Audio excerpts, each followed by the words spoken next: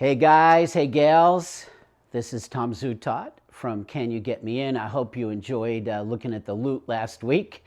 We're going to have a little more loot. In fact, it turns out that there's more loot than for even this episode, so we're just going to kind of parcel it out until it's all done.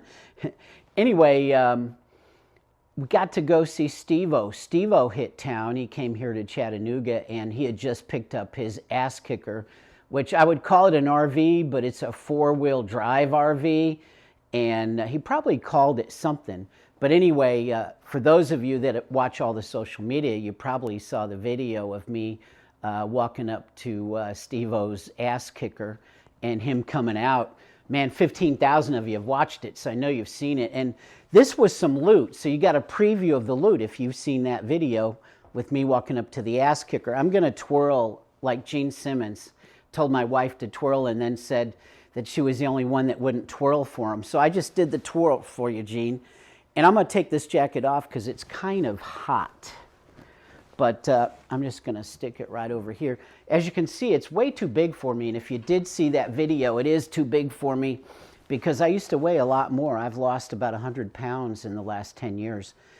Anyway, I want to show you this first. So this is a poster that Steve-O signed for me. It's his show poster from his show called The Super Dummy. I'm going to read it to you. He said, "Tom, you are my new favorite person to talk to. Can you get me in?" And I'm like, yes. It's written there at the bottom. Anyway, I'm going to tell you a little bit about the show.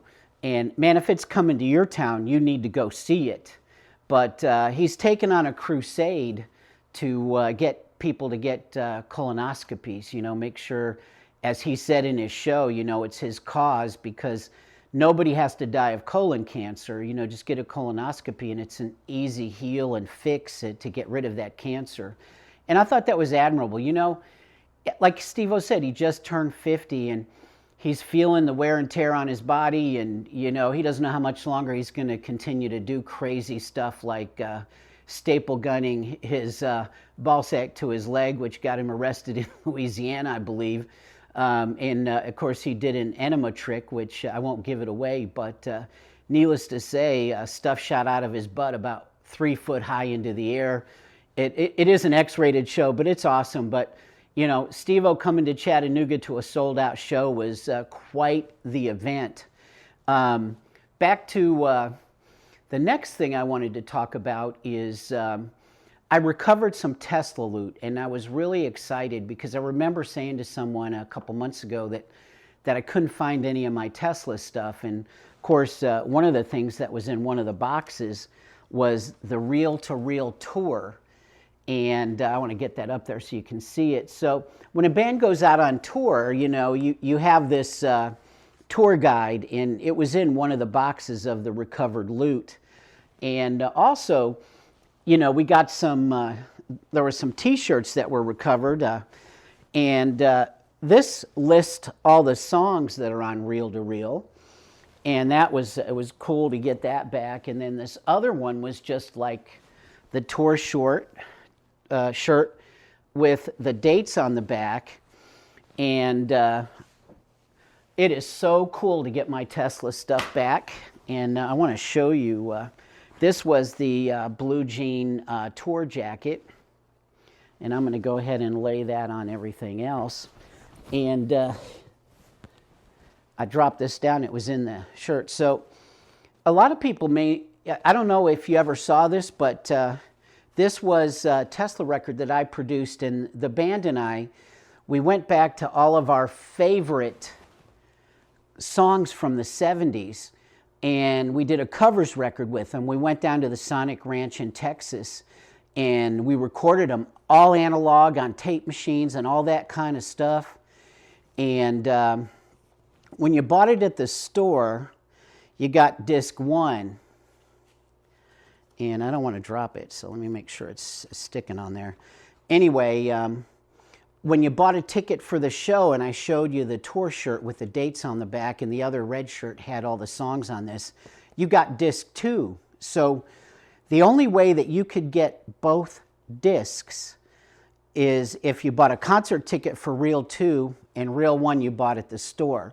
There is a Reel 3 that was only in the Best Buy version, and I didn't find that CD, so it may not have made it back in the loot like that one did. But anyway, so I love to talk about that record because this year for Record Store Day, and I'm just going to pull this up, and you know, this is not loot, to be clear, but this finally came out on vinyl. And in case no one told you, I am a huge vinyl addict, right? Like, let's look at the shirt, right? Vinyl addict. So I was so excited that this came out on vinyl. And those of you who either have the CD or, you know, you've seen this record, this is a tape box. Guess whose handwriting that is? That is Tom Zootot's handwriting. I designed this package. I hand wrote everything on this. And here's the back of it. Anyway, I was pretty proud of myself. You know, I did the red marker Tesla on the front and wrote all the songs. And, you know, I was pretty excited about that. And anyway, let me just put this back. And lastly, this is the last of the Tesla swag loot that got returned. The only thing that isn't loot, of course, is the vinyl. And I'm going to do the second Gene Simmons twirl. And this was like one of those like hipster work jackets, and we did this one to promote that record in that tour. But I love this jacket. It's one of my faves, and I was so happy to get it back. It's what you call the Dickie jacket. You know that clothing company Dickie. So one of the things I want to do is I want to do rock news. And anyway, let me get back up on the chair. So there was a lot of interesting rock news this week. One of which is Dave Grohl.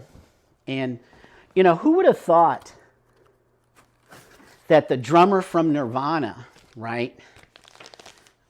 Who would have thought that the drummer from Nirvana would start his own band, get up front? Ultimately, who are you going to replace one of the greatest drummers in the world with, right? You're trying to replace yourself, and you get Taylor Hawkins.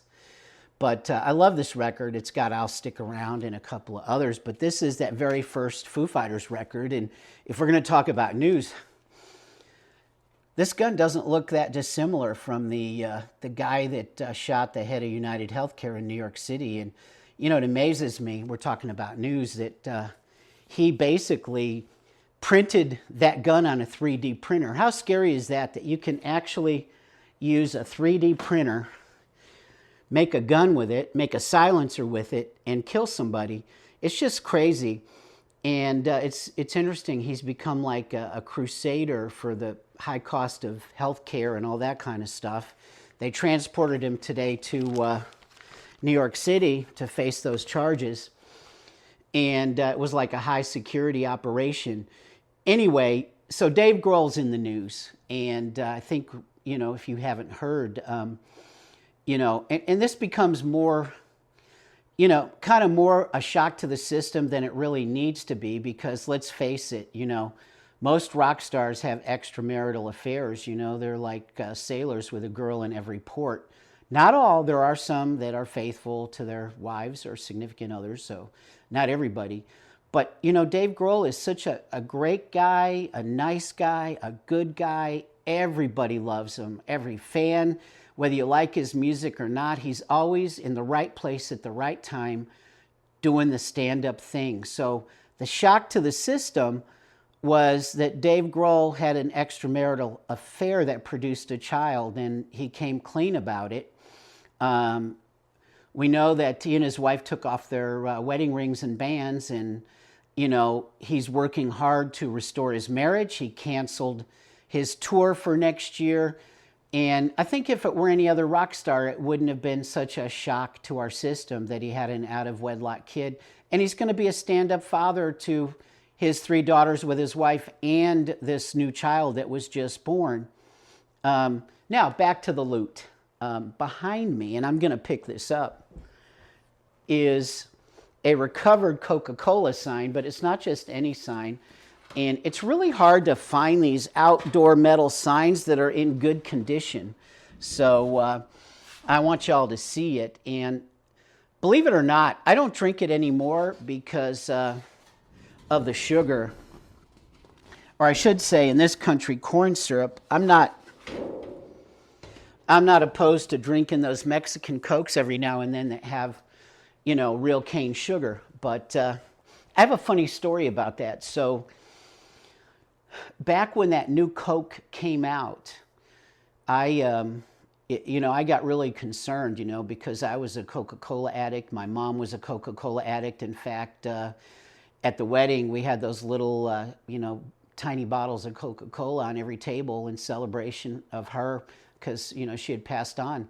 But anyway, so I love Coca-Cola. So, when you've got 5 albums in the top 20, you can call the Coca-Cola bottling company and they read about you in the newspapers and say, hey, when are you guys switching to this new formula? And he said, oh, next month. And you're like, man, could you send a truck full of the small, 6 point whatever ounce bottles? Could you send that truck to my house and just fill up my garage? And they said, sure. So they showed up at my house in Hollywood Hills and they filled up my garage with cane sugar Cokes. And man, I had real cane sugar Coca-Colas for a long time after that. And I gave them away to a lot of people as well because, they only last for about 6 months. Anyway, I know I showed this last week, but I'm going to show it again. So this is Matt Sorum's drumhead.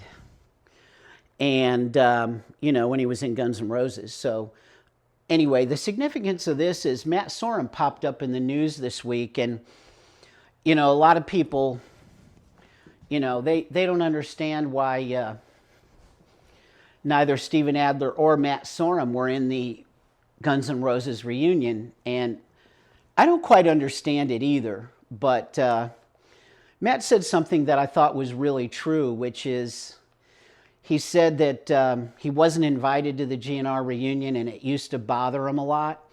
But then he got a phone call from Billy Gibbons, and Billy invited him to drum in the Billy Gibbons solo band records and tours. So when he's not doing ZZ Top, he has a solo thing that's more blues-based, and it's killer. And Billy Gibbons is the kind of guy that when you're around him, talk about Dave Grohl, just feeling good around him, like Billy Gibbons, the same thing. You just feel awesome when you're around Billy Gibbons. And I ran into him in Nashville a couple of years ago, and, we were both at the Palm, and, we sat down. People I was having lunch with freaked out that I went off with Billy Gibbons and we sat at another table and caught up. But Billy has this incredible memory. And I met him in 1977 when ZZ Top opened for the Rolling Stones at Soldier Field. And I didn't see him for 15 or 20 years. And then he was at Slash's birthday party in Vegas one year. And Billy came up to me and he goes, hey, Tom, how you doing, man? And I'm like, Billy, I said, how do you know me? He goes, when I met you, you were just a teenager. And it was in Chicago at Soldier Field. And I followed your career, man. You've done some awesome work. So that's the kind of guy Billy Gibbons is, and I can understand fully why Matt Sorum says not being invited to the GNR reunion doesn't bother him anymore because he's with Billy Gibbons. I mean, it makes sense. So back to some more news, and this is pretty crazy when you think about it. But Dolly Parton's in the news all of a sudden, and people are talking about her missing husband. And this all kicked off when Reba McEntire did an interview. I think it was in People magazine. And she said that in 60 years of being friends with Dolly, that she had never met her husband and had never, been invited to the house for some of this great food that they cook around the holidays. So, sorry about that. Anyway, so I got to thinking about that, and then the next thing you know, Dolly's doing all these interviews talking about her husband and why he doesn't appear in public and all that kind of stuff. And if you remember, you're saying, well, Dolly Parton's not really rock, but yet she got nominated and entered into the Rock and Roll Hall of Fame in Cleveland. And so initially she said she didn't want the award, right? She said, I don't want that award. But then, you know, the Rock Hall said, we're going to put you in whether you want it or not. So she made a rock record. And anyway, so here's that record, and there's the back of it. She's dressed like a leathered up Stevie Nicks rock star. And there's the front again real quick. So she actually made a rock record, right? And of course, this is like one of the only pictures that exist of her husband. And just in case there's some glare, I'm going to pull it out of the plastic real quick. Anyway, this record is from 1969. She'd been married for about 3 years, and there you go. Her husband is the guy that looks like a lumberjack, and that's a quote from an interview she did.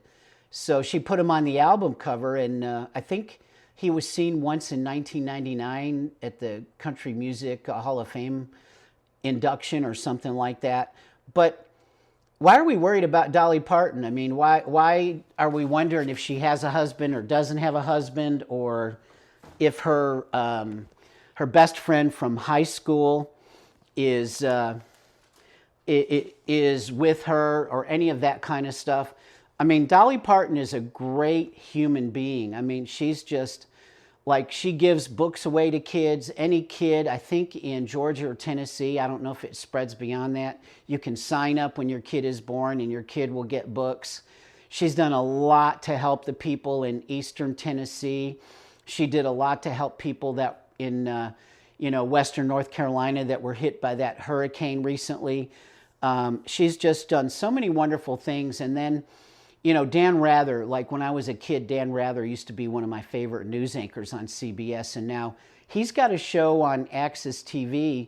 And this Reba McEntire comment, had Dolly, she ended up doing this interview, the big interview with Dan Rather. And she's having to justify the fact that her husband exists. Do we really care whether she has a husband, if he really exists or not?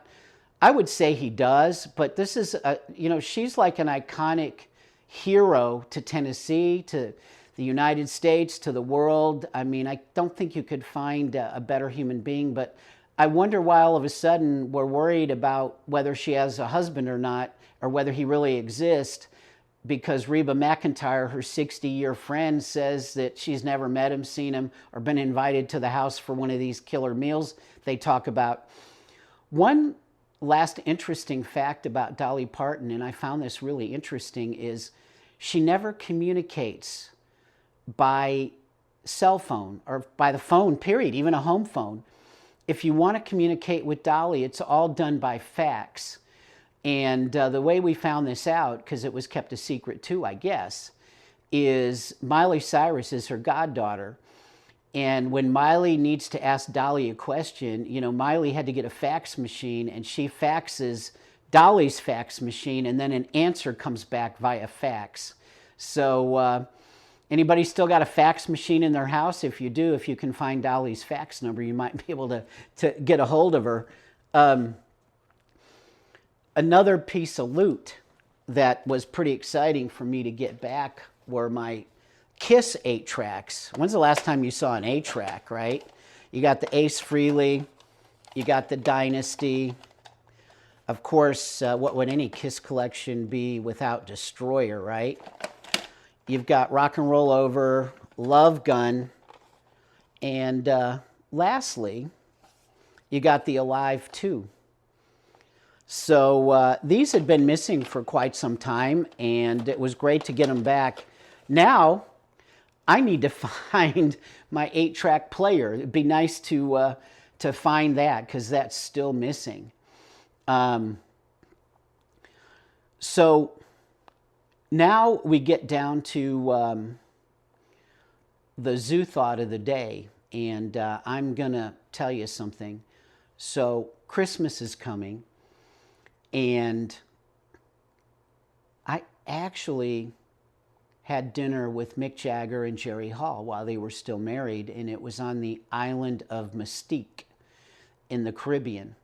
But what brought me to this was I was thinking about the Rolling Stones, because I did get some Rolling Stones loot back, and I got my green tongue shirt, and it's just green. The only thing that really matters is the green tongue. Otherwise, it's just kind of a green shirt.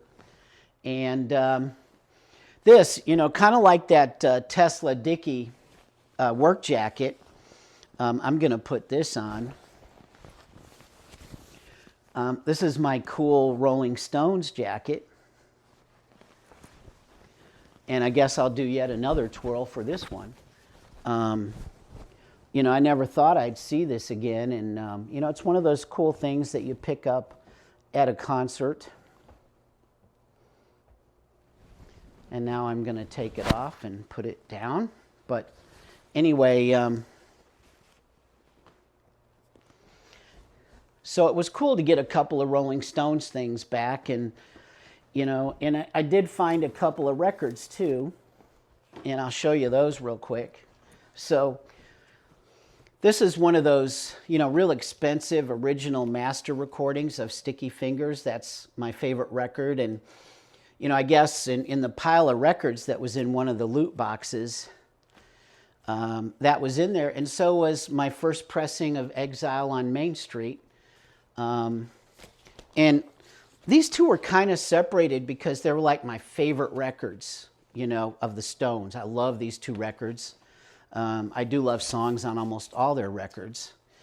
And then lastly, this is not loot, but this came out for Record Store Day, and of course, those of you that have been watching my videos and shorts and, on all the different platforms, your Facebook Reels, Facebook Post, Instagram, TikTok, you would have seen me standing in line on Record Store Day. And this is like my favorite Stones live record, Get Your Ya-Ya's Out, and they put it on this swirly white and red vinyl. But that was Black Friday Record Store Day in Chicago. And if you haven't seen it, you can go back and watch that video. Anyway, there's the cover. I don't think I showed the cover for that one. But there may be some of this Record Store Day stuff hanging around, so you might still be able to find it.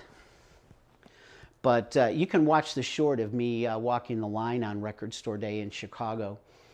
But anyway, to finish the Zoo thought, at the end of the show, I like to sort of share some thoughts, feelings, and ideas. And, we're getting close to Christmas. And, I'll tell you what was a real shocker for me at this dinner with Mick Jagger and Jerry Hall is that Mick Jagger, right? I'm thinking Jagger. No, Mick Jagger, he sat next to me, like he would be sitting in this chair facing that way, and I'm sitting right next to him facing this way. And our host for the evening was Richard Branson's, the chairman that ran all his French companies, and we're on the island of Mystique, and I'm staying at the head of Virgin France's place, and Mick Jagger and Jerry Hall are good friends. The Stones are distributed by Virgin Records at that time, and I'm sitting there, and he nodded at me when he first came in, and we were seated at the table. And it was kind of like a formal Christmas dinner. It was really nice. And Jerry Hall was sitting right across from me. And I would ask Mick a question, and Jerry answered the question. So she answered all the questions that I asked Mick for him. The only thing Mick did say is he said, "I'll be right back. I have to go check on the kids." So he left for a minute, and he went and checked on the kids. And, the rest of us, the chairman of Virgin Companies in France and his wife and Jerry and myself, we chatted like crazy. And then Mick came back, and I tried to re-engage with him. And, sometimes when we meet our icons, because I've seen the Stones 37 times, it could be 38. I always say that because at some point around 36, I lost track of count. So I've seen them more than any other band, and probably my favorite performance was when they played a club in LA and they played a club in Vegas, and it was just like it was back into the 60s and 70s, and they're playing a small club and not a stadium. And it disturbed me. It upset me, that he didn't talk to me or answer any of my, just trying to engage in conversations with him. And you could tell that Jerry understood that he wasn't going to answer, so she answered for him and said, "Oh, well, Mick thinks this and Mick thinks that." But Jerry and Mick didn't look at each other either. And a few months later, it came out that Mick had an extramarital affair in a tool shed in a mansion in Brazil after a Stone show at a stadium in Brazil, and he had fathered a child, kind of like Dave Grohl. And this was after he had promised Jerry that he wouldn't do that kind of thing anymore because he already had a bunch of kids from, different one-night stands and some marriages, right? And so, at first I was angry and I was like, I'm just not going to go see the Stones anymore. I mean, I can't believe the guy who couldn't even acknowledge a word I said or talk to me or be like a normal person. And the more I thought about it, I thought, you know what? I just have to let that go. I love the Stones. I love Mick Jagger's voice. I love his performance. And a few years later, this is the craziest thing. So Mick wants Guns N' Roses to open up for the Stones at the LA Coliseum, right?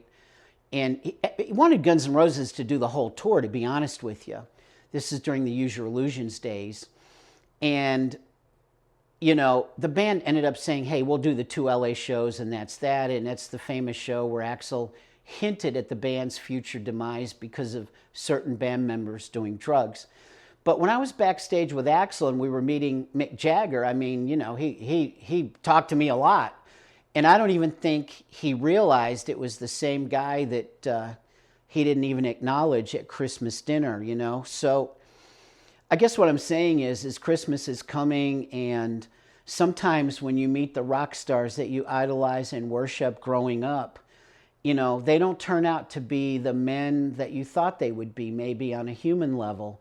But I worship his creative spark, his lightning in a bottle, so to speak, the art and music that he has created, his incredible voice, the fact that in his 70s, he still puts on the performance of a 20-year-old. And I don't like the Stones 1 ounce less. I love them, and it doesn't matter that Mick Jagger was rude to me at Christmas dinner. And I think, Christmas is a good time to forgive, forget, acknowledge, ignore, move on, and enjoy your holiday with your family and your friends. And speaking of that, my family's coming to town. Christmas is the one time a year. My 2 brothers are still out in California. I'm going to have them on a future episode because, their lives and my life intersected a lot during my journey through working with all these rock bands. And I'm sure that some interesting stories will be told with my brothers. And I think that episode will probably come out the day after New Year's. I look forward to seeing everybody the day after Christmas. Christmas is next Wednesday. Tuesday night, of course, is Christmas Eve. I hope that you all have an amazing rockin' Christmas. Maybe Santa will leave you some cool rock and roll goodies under the tree. And for those of you that celebrate Hanukkah, I hope that your Hanukkah has been awesome and that you've gotten meaningful things and you've thought all about your family and that you've celebrated it in the right way. And I know there's some people that celebrate Kwanzaa, and we have all the other holidays this time of year, and New Year's Eve is coming soon. See you next week.